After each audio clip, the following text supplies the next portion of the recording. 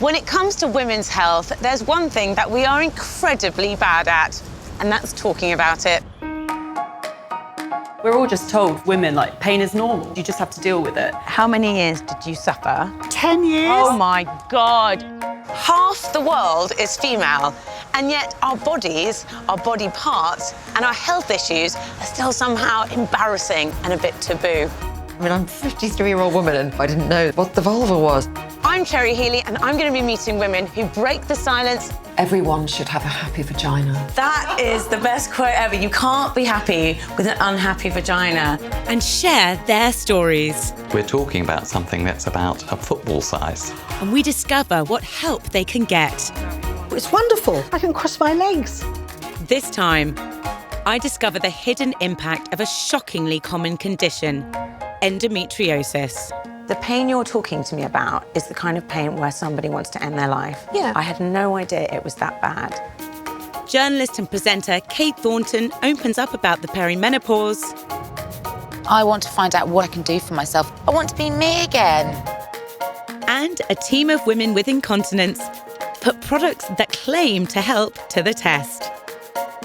Definitely looks a little bit ominous. Get those knees up in front. Keep it going. We're going to tackle women's health head on. Oh, wow. So you can get the help you need. Renee, you're looking good.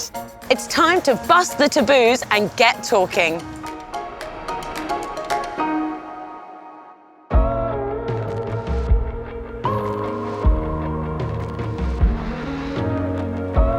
I don't have the most straightforward relationship with my periods. I think like most women, I find them quite awkward to talk about. Even though we have thousands of euphemisms for menstruation, it's still really difficult to talk about with confidence.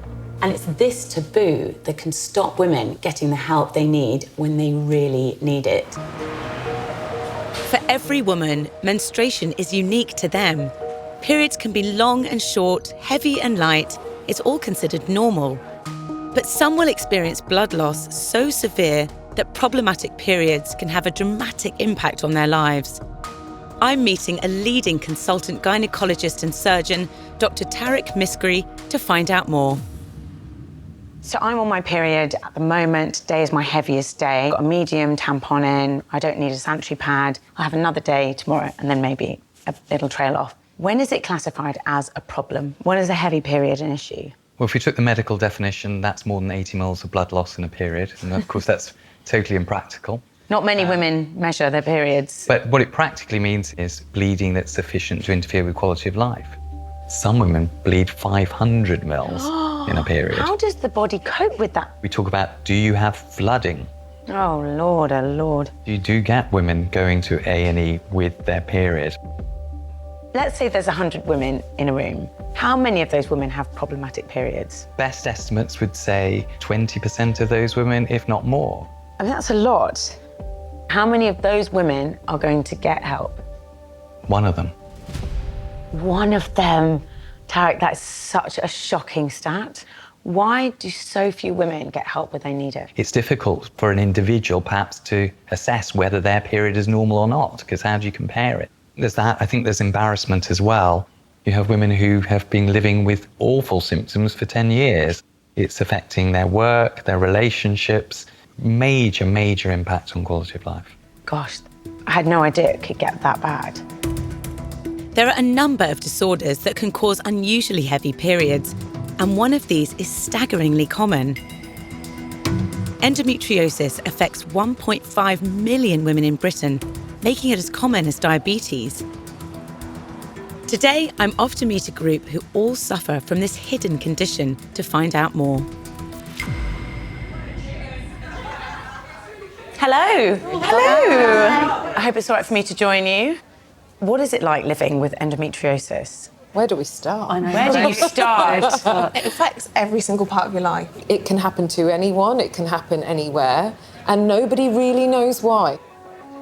So what is endometriosis?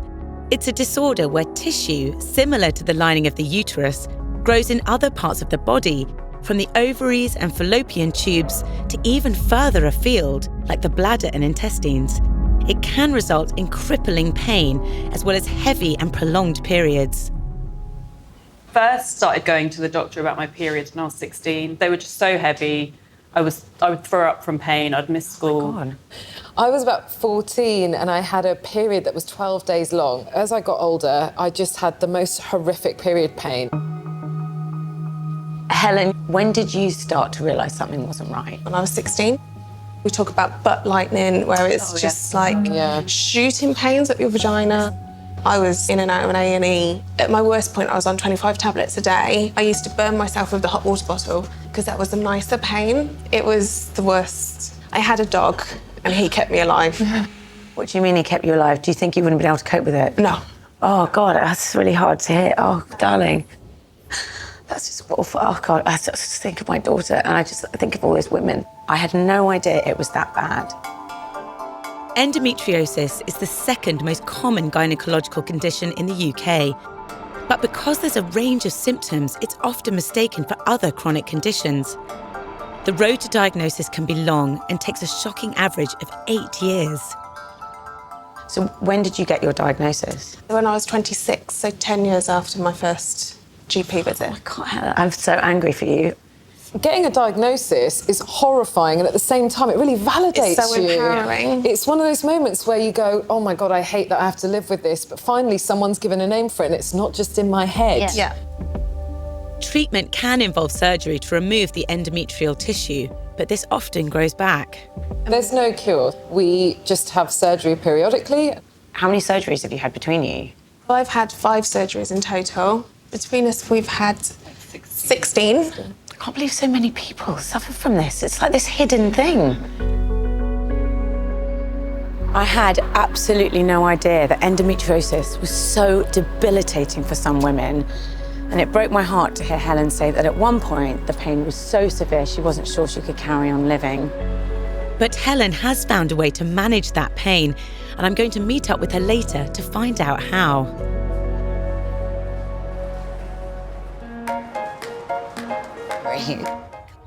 Did you know that 1 in 3 women will experience urinary incontinence 1 year after giving birth?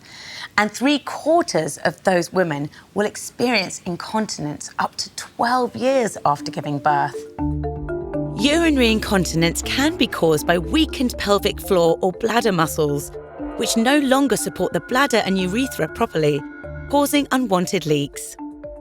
There are products out there that claim to help, but do they? To find out, we've asked 3 women with incontinence to put this lot to the test. It's a tiny phone. Hello? I whipped myself on a trampoline next to Beverly Knight. No, that's actually a true story. Bye-bye. It's a true story. Introducing Samantha, Kelly, and Deborah. Even just walking is always at the back of your mind. Anything that's going to help me train that pelvic floor is going to be a good thing. Most of the time I'm in pain because I need to go. I'm ready to try something rather than just living with it. So I know that we're all here to talk about incontinence, which is a sexy subject. When did you start realising that there was a problem? A few months after I'd actually given birth. You feel like a real old lady. I was 34 when it started, so it wasn't old, was it, 34? Is it still as bad as ever? Has it got worse? It ebbs and flows, really. I know what to avoid. You know, what's that? Tea and coffee, which I'm now drinking. If I've drunk a bottle of water at work, I'll have to go to the toilet, and then I'm frightened. It's going to take me half an hour to get to the station. Have you ever not been able to hold it in? I had a situation recently. The train was delayed, and literally by the time I sat on the train, I was thinking, I'm going to wet myself. I remember getting off the train and running down the platform and just having the best wee ever. And then by the time I got home, I was desperate for the wee again. You keep nodding along. Is this familiar? Yeah, it is starting to prevent me from doing things. I've recently stopped running because I'm leaking as I'm running now. I'm an active grandma, so I've got 2 little ones to run around after, and I want to be there to carry on doing that whilst not weeing myself. So I've got a few different things that you're going to try out. We're going to test 3 drug and surgery-free products which all claim to help you with those unwanted leaks in slightly different ways. Number 1, we have this. This is a pessary, an object that is inserted into the vagina if the pelvic floor isn't quite doing its job. It can give the necessary support to keep the bladder and urethra in the correct position which prevents leaking. Number 2, don't be alarmed. This is called a Kegel exerciser. The probe is inserted into the vagina and communicates with your phone, showing you if you're using the right muscles and how strong they are. It takes you through a training program to clench and release key muscles that strengthen your pelvic floor. There is a third product, but I need to leave the room first. Brace yourselves for product number 3. Hello. Are you ready? Yeah. For the worst cabaret show you've ever seen. Woo! These are electrode shorts. They send targeted impulses to your upper thigh and buttocks to activate and strengthen the muscles in the pelvic floor without the effort. And that's not all. I've heard also that it can help to tone one's buttock area. Sign me up. Sign me up. Our testers have been instructed to trial all 3 products over a 6-week period, and each product will be tried for 2 weeks at a time. The testers will rate the products out of 5 in 3 different categories: ease of use, value for money, and effectiveness. Keep a video diary and we'll catch up with you soon. I am off on a date. I won't look that good in my shorts. Oh, stop it, Samantha. Later on, we'll find out which of these products really delivers. Earlier, I met an extraordinary group of women who shared their experience of living with endometriosis, including 31-year-old Helen. Helen has had multiple operations to remove the rogue endometrial tissue. Whilst that's helped relieve some of her chronic pain, there is another side effect of the condition which needs regular treatment. So where are we going today? Today we are going to see my physiotherapist. Oh, I thought endometriosis is internal and a physiotherapist is more for muscular joints, things like that. Yeah, so I see a pelvic floor physiotherapist. It's quite common with endometriosis that people's pelvic floors get stuck or rigid, and that in itself can cause pain. My pelvic floor was rock solid. Okay, and your physiotherapist is helping you to relax it. She has changed my life. She's like the pelvic floor whisperer. She is. All right. She genuinely Lead the way. I love her. Maria is one of the UK's leading practitioners in pelvic health. I'm lie on your back for me. For Helen, keeping her endometriosis under control is about her surgery and this physio working hand in hand. You comfortable there? Have you seen my socks? Oh, they're cute, aren't they? Her surgery can't treat her tight pelvic floor, which if left untreated can lead to severe abdominal pain, backache and uncomfortable sex. So what we're going to do first is I'm just going to track around and see where I feel restriction. So there's a restriction here, it's tight. There's tension, everything's stuck. After assessing Helen's problem areas, Maria's pushing a good spot there. Maria first begins a process called skin rolling. I'm going to get you to do a little bit of breathing for me. So breathing in and breathing out. You've got pain and you're not breathing properly, then the diaphragm and everything goes up this way. Yes. Pelvic floor gets stuck here. So we're trying to generally bring everything down. Right. How does this treatment help with your endometriosis? It's just a noticeable difference in pain management. Since Maria's freed off that pain, I'm not on any painkillers around a month. It's not just Helen's pelvic floor that's the problem. Years of operations for endometriosis has had a lasting impact on her body. Helen has had surgery here, and we can just see a little incision externally, but underneath there'll be layers of scar tissue, and often that's what's not treated. And over time, everything just gets tighter and tighter and tighter.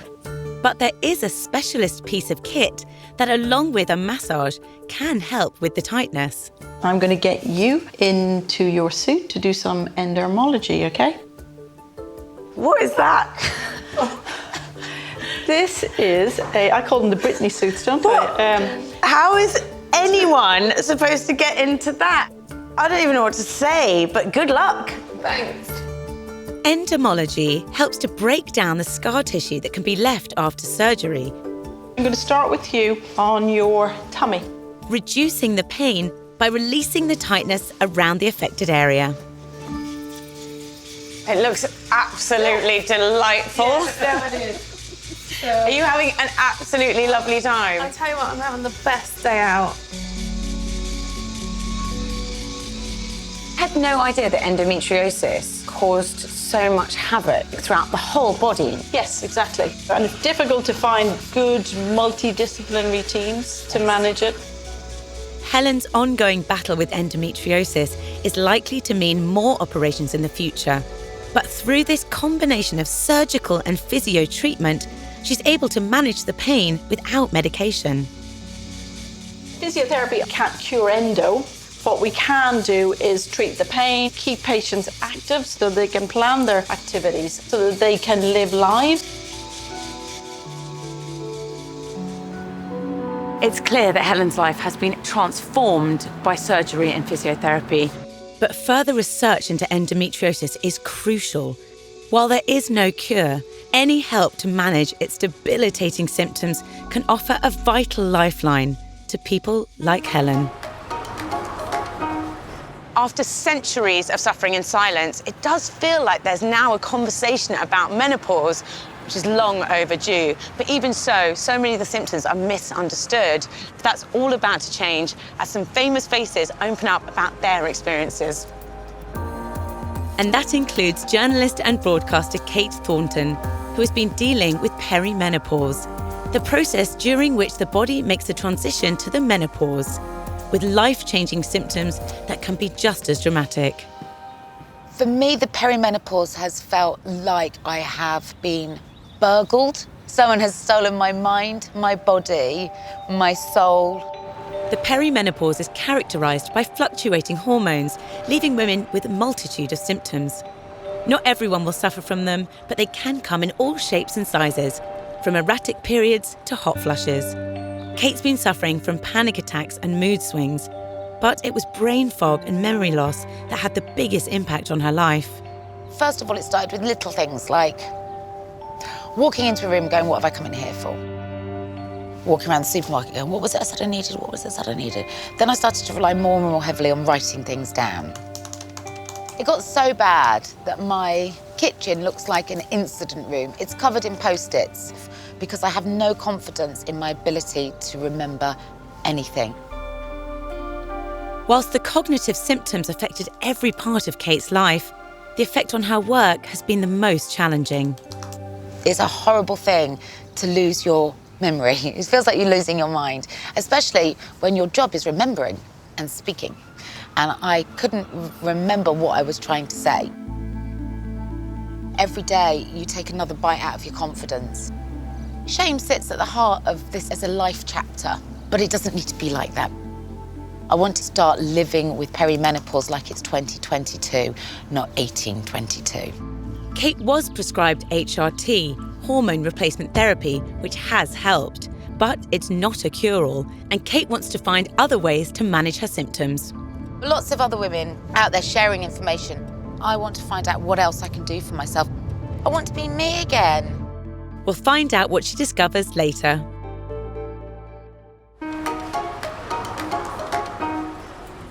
Earlier, I met a specialist, Dr. Miskry, who revealed the shocking reality of living with problem periods. Sometimes you do get women going to A&E with their period.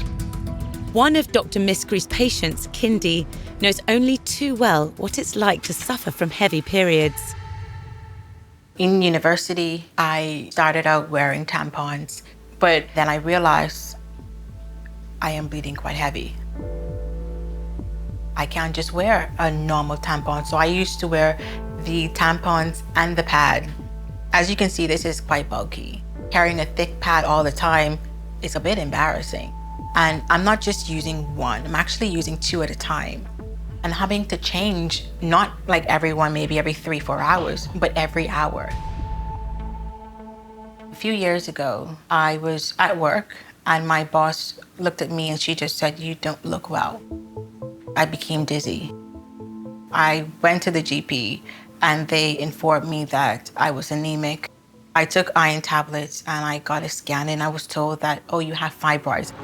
Fibroids are non-cancerous lumps that grow in and around the uterus, made from muscle and connective tissue. For most women, they can be harmless and will go unnoticed. But for 1 in 5, they can cause serious problems. Symptoms include heavy, painful periods, pelvic pressure, back pain, and anemia from excessive blood loss. My mother had fibroids. My aunt had fibroids.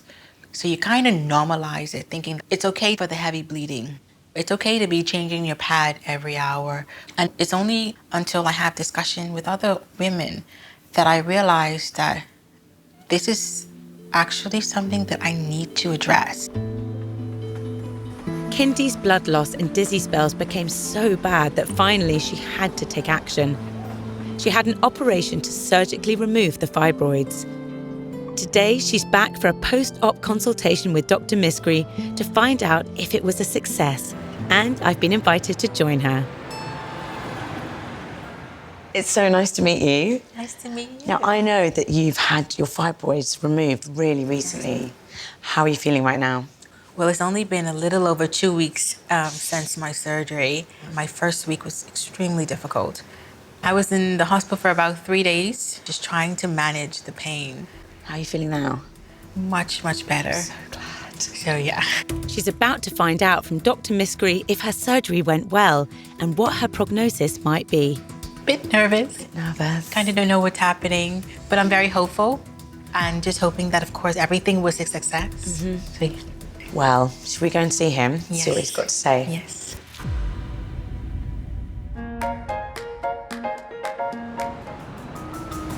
Across Britain, an estimated 1 in 3 women will suffer from uterine fibroids. It's not understood why they form, although estrogen and genetics may play a part. Often, they don't cause symptoms, but for some women like Kindy, they can cause such heavy blood loss during a period that they will need to be surgically removed. Hi, Dr. Miskry. Hi there, how are you? Today, she's back to meet the surgeon, Dr. Miskry, who removed her fibroids just over 2 weeks ago. When you came to see me originally, you had on scan multiple fibroids, all of different sizes. Some of them are only 0.5 centimetre in size, some of them are 1 or 2 centimetres in size. Then you had your 2 big dominant fibroids. One measured 11 or 12 centimetres on scan, the other one was nearly 10 centimetres. Fibroids are often small and don't need to be treated if they're not causing symptoms. Medication can be used, but if these prove ineffective, different types of surgeries may be recommended, including a hysterectomy. When I felt your tummy, the fibroids were above your belly button, which is pretty big. What would that look like? So really, for the size of the uterus overall containing the fibroids, we're talking about something that's about a football size. Wow. And if we think that a normal size uterus is about that size compared to that. So it was a pretty large uterus. I've got some pictures of your surgery so you can see what we saw inside. Here is actually the largest of the 2 fibroids, which is taking up the entire front of the uterus. I can't believe that's how huge the fibroids was. Dr. Miskry performed a specialist keyhole surgery known as a laparoscopic myomectomy that allows the fibroid to be detached and removed through a small incision in the abdomen and uterus. This left Kindy's uterus intact so she can have children in the future. What we've done is we made a big incision across the top of the uterus and we're dissecting this fibroid out. So this is the fibroid itself, the whiter structure. Why are there so many blood vessels in it? Because there's a big blood supply to the fibroid itself. How do you remove it from the body? For larger fibroids, we use an instrument called a morcellator. The power morcellator peels the fibroid into small pieces so that it can be removed through a small incision in the abdomen. So slowly, slowly, slowly, it's getting smaller and smaller and smaller. The normal uterus weighs 60 to 80 grams. Your fibroids alone weighed nearly 700 grams. And you took that out without any major incision. That is absolutely one of the most fascinating things I've ever seen. There's some residual fibroids, small fibroids in there. But when you have multiple fibroids, we'll never get every single little one out. And what matters with fibroids is not whether they're there or not, it's whether they're causing you symptoms. You should assume that we're not going to need to do anything else in the future. But if we do, you know that there's something we can do. In the next few months, Kindy should see a vast improvement in her period. What are some of the things that you're looking forward to doing that you couldn't do before? I think I'm looking forward to not having to plan my life around my period. That's one of the main things. It was an honour to see your uterus. Well, that was extraordinary. I mean, the size of Kindy's fibroids, the fact that she's carried those inside of her for God knows how long, and it was all fixed by some incredibly clever keyhole surgery. It was lovely to see her smiling. I'm just looking forward to the next chapter.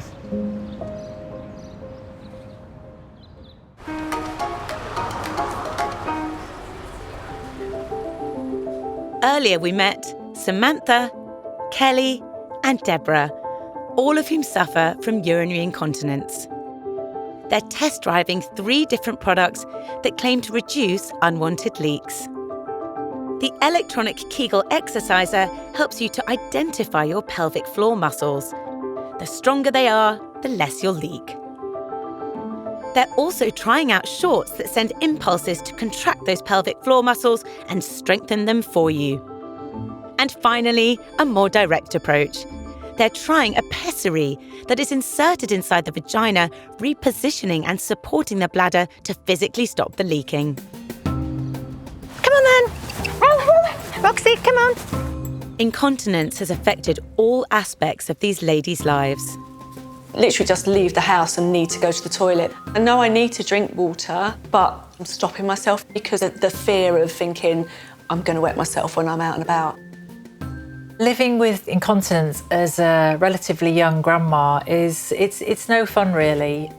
I don't want incontinence to strike when we're at the playground, which it has done. I would hate my grandchildren to say, "Mama, why do you smell of wee?" Incontinence has made me feel different and embarrassed. Come on, back up. And that makes you feel awful, dirty and old. The testers will use all 3 products for 2 weeks each to see if they can start to regain control of their bladders. Will any of these high street gadgets sort out their incontinence? First, they need to get to grips with how they work, starting with the internal pelvic floor exerciser. Definitely looks a little bit ominous. Basically, you need to lay down and insert it into your vagina. Once inserted, this gizmo sends a signal to your phone and helps you visualise your pelvic floor contractions in action so that you can be sure you're exercising the right muscles. And the more you exercise them, the stronger your pelvic floor becomes and the less you'll leak. You get it calibrated and then you need to spend 10 minutes doing the exercises. This looks interesting because that's going to encourage me to squeeze, isn't it? Next, it's the bladder supporting pessary. I think I definitely have to read the instructions. It does look rather large. These one-use disposable pieces of foam act like internal scaffolding, holding the bladder neck and the urethra in the correct position, which is meant to stop any leaks. I guess if it's like a tampon, then that's going to be relatively easy to use. I would definitely wear this if I was playing hockey. And finally, what will they make of the pelvic floor stimulating shorts? Okay. They do look a little bit complicated. They're really comfortable. I'm gonna give them a go. They send electrical pulses to your pelvic floor muscles, forcing them to contract without you having to do anything. Over time, this will strengthen the muscles and prevent leaks. I've got it on and I can't feel anything. Oh, I have to press that. Oh, hello. Yeah, I can feel it now. It's an electrical charge going through my buttocks. I'm gonna put it up to 38. Just go for it. Oh my God, no way am I doing that. Oh my God, that's so bad. Not sure about this one, to be honest with you. So, will any of this lot work and stop the leaks? Ta-da! We'll find out later.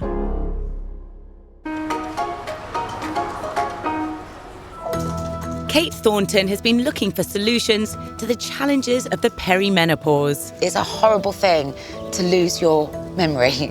Today, she's meeting Sharon MacArthur, a former FTSE 100 company executive whose life was almost derailed by her symptoms. So I've checked out Sharon on Instagram. I know what she looks like, and there she is. What a vision! Sharon! Hello, hello. Oh, no, both in green. Should we follow the sun? Yeah, let's go for it. Sharon, I think every woman has their own unique experience of menopause because our DNA is entirely unique to us. I wondered if I could share some of my symptoms with you. We could just do a little bit of perimenopause bingo. OK, let's go for it. Anger. Oh, yeah. Could have easily murdered the nearest human. You forget stuff halfway through a sentence. Well, I've woken upstairs, you don't know where you've gone. Yeah. Dry eyes, which are actually wet eyes. No, let your eyes stream. I was talking to somebody just last week. They run, but they're dry. Yeah. Sleeplessness. Yeah. Achy joints. Yes. You have the fears and you have the tears. I'm not a band from the 80s. I'm just another woman working her way through the menopause. This is what we do. We joke about the menopause. You have to find the comedy in it, by the way. But actually, there is a very serious side to it. What I want to tell you is, I say the menopause could have killed me because I fell asleep at the wheel of my car and I was driving at speed. Now, thankfully, not enough to swerve or crash the car, but I nodded myself awake, all because I was literally only having 2 hours sleep a night. It was like somebody had pulled the plug out and almost like your batteries had died. So it attacks our body, it attacks us emotionally, assaults the mind. Yeah. Where does that leave a woman in the workplace? Where's your career at the end of this? I thought I was going to have to just walk away from everything because I just couldn't do it anymore. And you hear so many women say things like, I've lost my confidence. We need to listen out more for that because what does that really mean? And I think the cause most often those powerful hormones that are shifting and declining through menopause. But most women don't know that's what it's all about. So I turned my menopause story into a business. Sharon took hormone replacement therapy, and once she got her life back, she decided to make workplaces better for menopausal women. She now trains people to understand the menopause so they can support women at work. So I go in organisations up and down the country, large and small, and my mission is to educate everybody. We've got to break down those barriers. So I'm educating people to let them know, what is this? What are the myths and legends? What are the things that are actually going to happen? What impact might it have on your business if you choose not to talk and educate and help women, enable them to get through the menopause and get out the other side? For many women, menopausal symptoms will have an impact on their work. The most commonly reported difficulties include concentration, tiredness, and memory. Sadly, most women feel unable to tell their co-workers, leading many to take time off. There's this massive lack of information, and it leads to a talent gap. Women, fastest growing demographic, especially over 50. If you really care about the talent, if you want to have a diverse workplace, menopause actually hits all of those things. And there'll be things that you can do. I talk about no-cost, low-cost things like, sanitary products in the bathroom, educating people that menopause could be a reason for absence and sickness. Also, simple wins, like flexi hours. Yeah, because totally. if you've had a night where you've not slept and the opportunity to just grab a few hours in the morning and then you can get up and power through the rest of the day. So there's some stuff there that's just really low-hanging fruit in terms of what businesses can do to really help support women through this sometimes very turbulent time. I'm not a medical person, I don't pretend or profess to be. I'm just an angry, now post-menopausal woman who wants to make sure that this becomes business as usual. I have taken so much comfort from Sharon because she's a lot further on than I am in this, and to see that she feels like her old self again, she's just demonstrated that there is hope around the corner. So, where's the corner? Let's turn. I'm ready.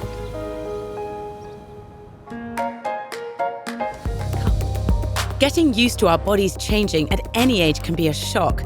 But for journalist and broadcaster Kate Thornton, the experience of perimenopause sent her life into meltdown. So in order to better understand what's going on with my mind as I travel through perimenopause into menopause, I'm about to meet two authoritative expert voices that I'm so excited to meet. Kate has arranged to meet sibling doctors Maya and Zoe Shadell. Zoe is a GP and menopause specialist, and Maya is a clinical psychologist. Together, they help women through the psychological impact of the menopause. Really, the stuff I'm keen to understand is what's going on above the neck. I'm a year in, and in that year, I've become somebody I don't recognise. I can't manage myself. I've had more than a handful of frightening panic attacks. But then on top of that comes the memory fog. At times I felt like I had early onset dementia. You've got lots of estrogen receptors throughout the brain. particularly in the areas that are important for like memory and learning, so the hippocampus. The communication between brain cells is supported by estrogen, so when levels drop, this communication is thought to be compromised, leading to temporary memory loss and brain fog. Lowering estrogen levels also affects the stress response part of the brain, called the amygdala, which can trigger mood swings and increased production of the stress hormone cortisol. We rely on cortisol. It helps us narrow our focus. But if cortisol remains high, it has a really negative impact on our memory. We also become hypersensitive to looking out for danger. If you're experiencing anxiety and stress, you're more likely to have sleep problems. And if you have sleep problems, you're more likely to not be able to remember or have brain fog the next day. This melting pot is a hot mess. How do I manage these moments where I feel out of control? One of the ways is diaphragmatic breathing or paced breathing. It's where we breathe into our tummies and we hold it for a number of seconds and then we breathe out. Really helpful for anxiety, but also hot flushes. But what you can do on a more long-term basis is change the way you think. And what can be really helpful is cognitive behavioural therapy. So, for example, if you were having the thought that I'm going mad, when we have that thought, we become engaged in that thought. Now, if we are to step away from that thought, we can almost sort of notice that we're having the thought. So actually even saying to yourself, I'm having the thought that I'm losing my mind, allows us to notice that we're just having a thought that we're going mad. We're not going mad. You're defusing yourself from your thought. Cognitive behavioural therapy works on changing your negative thoughts so that you respond to situations in a more positive way. It can be effective to manage perimenopausal symptoms like hot flushes, insomnia and anxiety. This programme of CBT, you can get it in a book, you can do it in a group. If you speak to your GP, there's a programme called Improving Access to Psychological Therapies where you can access CBT on the NHS. I didn't know that. Absolutely. The memory fog, the panic attacks, please tell me it ends. It does. Research over the last couple of years have looked in brains and can see after the last menstrual period, actually it gets better. It's also worth saying that even though it feels like you're not functioning well, women's cognitive function outperforms men even in the perimenopause. FYI. That I won't forget. Every day is a school day as I work my way through this. They've made me look at a side of perimenopause and menopause that I hadn't even connected. CBT, breathing, just the stuff that I can do for myself. Secondly, this too shall pass, and I cannot wait for that to happen. And last but not least, I'm not crazy. I'm just a woman.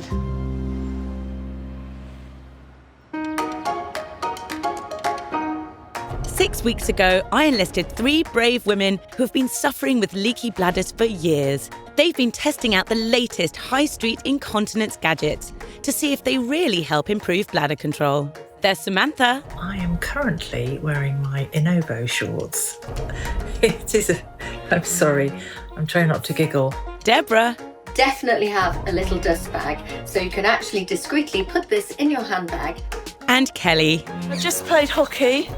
Didn't feel like weeing at all. Their brief was to use each product for 2 weeks at a time. They all claim to reduce leaks in different ways. The Kegel Exerciser Probe shows you how to give your pelvic floor muscles the ultimate workout, because a strong pelvic floor means fewer leaks. The electrode shorts work in a similar way to the Kegel Exerciser, although this time the shorts do the hard work for you. And the bladder support pessary holds everything in place to stop leaks and the urge to wee. Welcome. Hello. Samantha and Kelly, it's so lovely to see you. You may notice that Deborah's not with us, but we are going to FaceTime her to find out which of the products she loved the most. The testers have rated all 3 products out of 5 in 3 different categories: ease of use, value for money, and effectiveness. The scores in each category will then be averaged and added together to reveal the overall winner with a score out of a total of 15. It was all very close, actually. All the products were extremely close. Coming in last place, it's the Bladder Guard. Kelly had good results with the pessary and gave it almost full marks across the board. And while Samantha also saw results, Deborah found it tricky to use and was generally not a huge fan, bringing the total score to 9 out of 15. For me, it was like instant gratification. I could go the whole day without feeling the urge to go to the toilet. The whole day? Yeah, it's so easy to use, isn't it? Yeah. And it's reasonably priced as well. I will definitely be using the bladder guard again. Fantastic. Deborah gave it a 1, so she really didn't like it. The pessary, I have tried 2 different sizes. One size I still had leakage when I went out for a run, and the larger one I was just aware of it the whole time that I was wearing it. So unfortunately they weren't for me. Coming in second place is the pelvic floor trainer. With only a slightly higher score than the pessary, the probe rated well on ease of use, but less so on value for money and effectiveness. Although Samantha and Deborah felt that if they stuck with it, they'd continue to feel improvements. The final score was 9.5 out of 15. I thought this was going to really make me think about my pelvic floor, and it actually did. But was it effective in helping you control your bladder? I think this is a really slow burner, but from what I can see so far, the strength is slowly building. For me, I didn't feel particularly comfortable with it. I found it a time restraint. It's obviously a great tool, but it just didn't work for me. The Kegel training was showing me that I was doing the exercises correctly or incorrectly. I think it's good. Now, in first place, it's the wonderful, sexy shorts. All our testers awarded it mainly 4 out of 5 for ease of use and effectiveness, although it was more expensive than the others, so rated less well on value for money. In the end, it just about pipped the other gadgets to the post with 10.5 out of 15. It was a toss-up for me between the bladder guard and the shorts. I believe it's making a difference. I think for me, it's made me really concentrate on my pelvic floor health. Should we call Deborah and find out why she loved those shorts? Let's do it. Okay. Hi! Hi! Can you tell us why you gave the shorts 5 stars? Because I've had no leakage since I actually started to use them. Wow, that's huge. That's amazing. I feel that I have actually now, once again, got a pelvic floor. Deborah, I'm over the moon for you that they've worked. Carry on loving the shorts. Bye. Bye. Bye. Well, there we go. Wow. Absolute success for her. Jealous. Totally jealous. I've got fanny envy. I think I've got fanny envy too. What I love about this is that you've all chosen completely different products, which just goes to show that you kind of have to try different things to find the right one for you. Here's to lots of lovely long walks, maybe even a trampoline class or 2, although let's not push it. Yeah, let's not push it. The information given within the series about medical conditions and treatments is provided for informational purposes only. Advice on any of the issues featured should be sought from a medical professional.